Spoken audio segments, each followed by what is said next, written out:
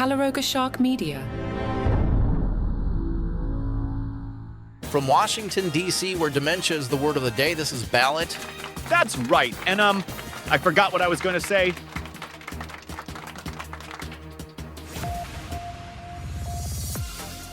I'm Patrick Gutfield, and President Trump took to Truth Social in a late-night 488-word rant to announce that he's taken more cognitive decline tests than any other president in history.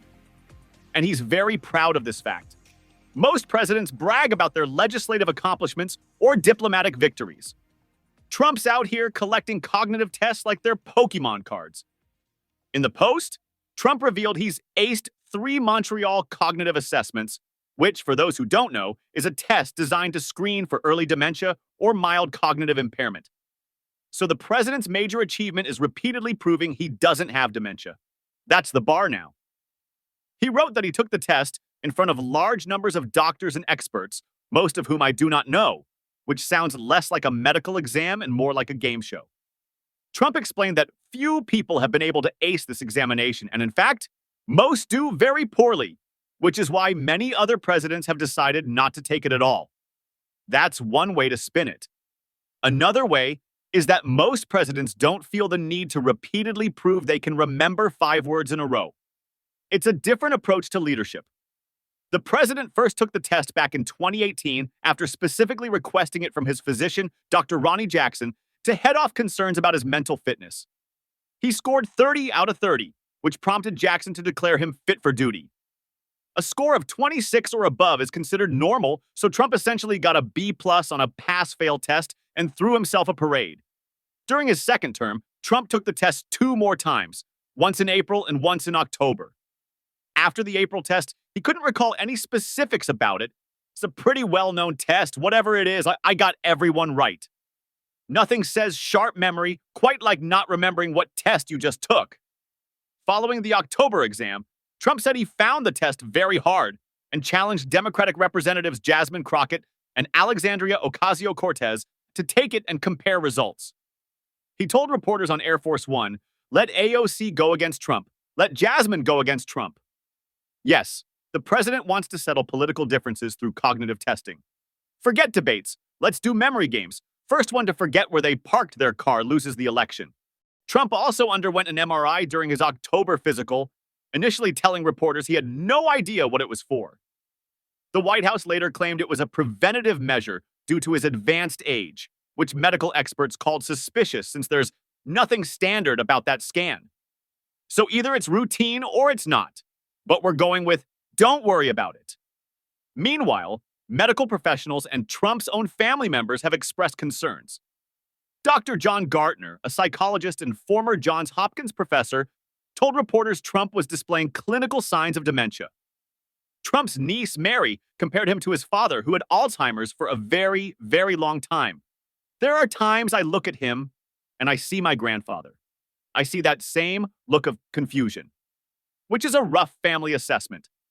But Trump used his Truth Social rant to claim that the New York Times reporting on his declining health was seditious, perhaps even treasonous. That's right. Journalism is now treason if it hurts the president's feelings. He called them true enemies of the people and suggested we should do something about it. Then he concluded, the best thing that could happen to this country would be if the New York Times would cease publication. So to recap, Trump has taken 3 cognitive tests to prove he's mentally sharp, can't remember what was on one of them, called another one very hard, got an unexplained MRI, and responded to health concerns by calling for a newspaper to shut down. If that doesn't scream cognitive stability, I don't know what does.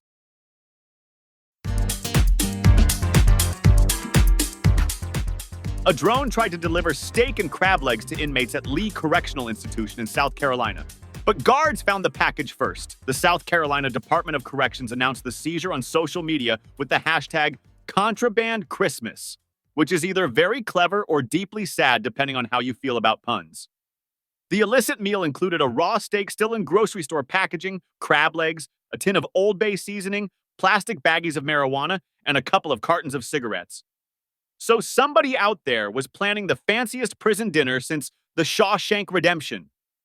This wasn't just contraband. This was surf and turf with a side of felony charges. The drone was seized Sunday morning at the Bishopville prison.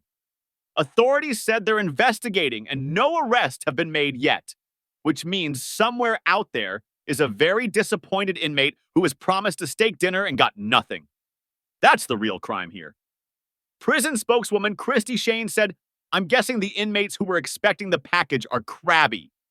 Yes, the official prison spokesperson made a crab pun. Tax dollars at work, everyone. She saw her moment and she took it. Respect. Keeping contraband out of state prisons is apparently a constant battle. People used to toss packages over the fence or use catapults to launch cell phones, drugs, and other items into the prison yard. That's medieval warfare tactics applied to modern crime. Somebody out there was building a trebuchet in their backyard to smuggle cigarettes. That takes dedication. Prison officials responded by raising the fences and adding netting at the top, so smugglers moved on to drones. It's an arms race, except instead of nuclear weapons, it's about getting weed and crab legs past security. Guards now have to constantly patrol the prison yard looking for tiny aircraft trying to drop packages. That's not a job description, that's a video game. Just flying a drone near a prison in South Carolina is a misdemeanor that carries up to 30 days in jail.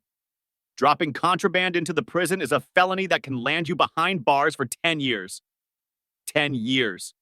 You could get a decade in prison for trying to deliver someone else a steak dinner. That's a harsh penalty for being a terrible DoorDash driver. So to recap, somebody spent money on steak, crab legs, Old Bay, marijuana, and cigarettes, loaded it all onto a drone, flew it into a prison yard, and got caught before anyone could enjoy it. The steak is confiscated, the weed is gone, and somebody's Christmas dinner plans just turned into a potential felony charge. And the inmates who were waiting for their surf and turf? They're eating whatever the cafeteria is serving, probably not crab legs.